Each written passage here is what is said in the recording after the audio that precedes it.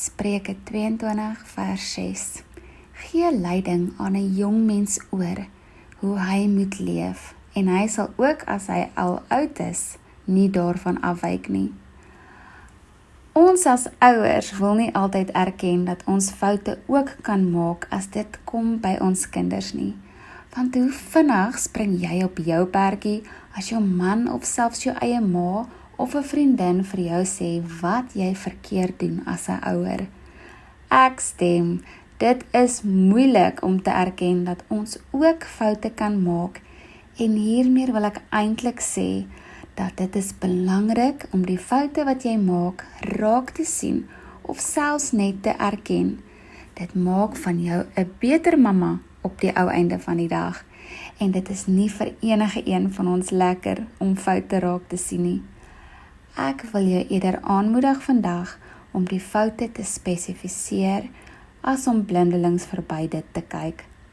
As eerste keer ouer kan dit 'n groot uitdaging wees om kinders groot te maak, en snaaks genoeg hardloop ons eerste na daai mense toe vir raad en advies wat ons so dikwels aanspreek oor ons kinders se opleiding. Het jy ook net soos ek 'n oneindige lange lys in jou hart oor al die foute wat jy soms maak? Ek glo daar is nie so iets soos 'n perfekte mamma in vandag se moderne leefstyl nie. Alhoewel ek baie kere vir myself sê, Leandra, jy is die perfekte mamma vir jou 3-jarige dogtertjie.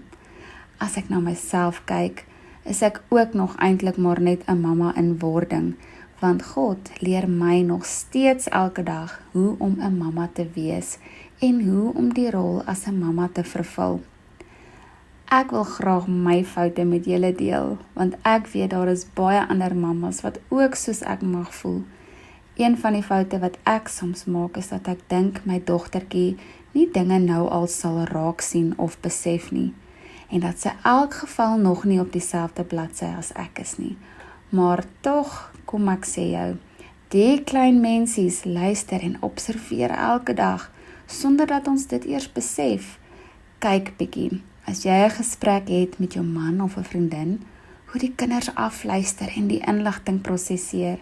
My 3-jarige antwoord soms selfs terug in 'n gesprek. Die jong mensies is baie slimmer as wat ons dink. Geen wonder, my ma het altyd gesê, kinders moet net gesien word en nie gehoor word nie. Iets wat ek as klein dogtertjie van my ouers afgeleer het, is een van God se karaktereienskappe, en dit is onvoorwaardelike liefde. My ma en pa het my lief gehad, ongeag my foute en keuses as kind in die huis. Dit is iets wat ek as nuwe mamma saam my dra, elke dag, en dit is om daarna te strewe, om 'n ouer te word vir my kind, nes my ouers vir my was. Probeer ten alle tye jou kind aanvaar, nes hulle is, en moet hulle nie vergelyk met die buurvrou of jou beste vriendin se kinders nie. Jou kind is uniek, en daar is geen ander een soos hulle nie, en sodra jy dit besef, leer jy ook hoe om jou kind onvoorwaardelik lief te hê. Ek word baie maal ongeduldig, want ek is 'n besige en haastige mamma, en my dogtertjie moet net aanpas. So besef ek dat ek maak meeste van die keer al my dogtertjie se besluite vir haar, en gee nie duidelike opsies of redes met my verduideliking aan haar nie, en gee haar nie die geleentheid om haar eie besluite te neem nie. Ek besef hoe belangrik en hoe nodig is dit vir jou kind om self verantwoordelike besluite te neem. Jy as ouer help nog steeds met die leiding van jou kind se besluitnemingsproses.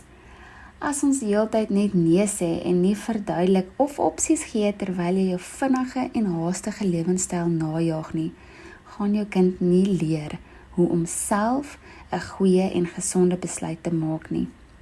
Ek sukkel selfs vandag nog om besluite te neem, omdat ek nooit as kind geleer het hoe om besluite te maak nie.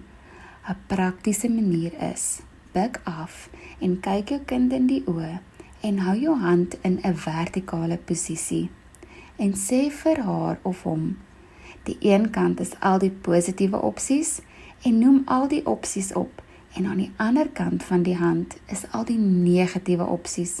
En vra dan self vir jou kind, wat dink jy, wat is mamma se antwoord? Dan vra jy ook jou kind, so wat is jou antwoord? Jou ononderbroke aandag is baie noodsaaklik vir jou kind.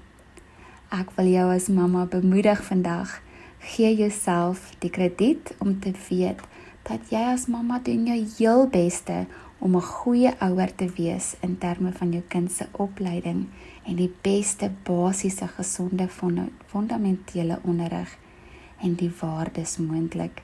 Dit is die beste geskenk wat jy aan jou kinders kan oordra. Jy is die enigste meganisme in God se hand wat 'n bydrae maak tot jou kind se Christelike toekoms.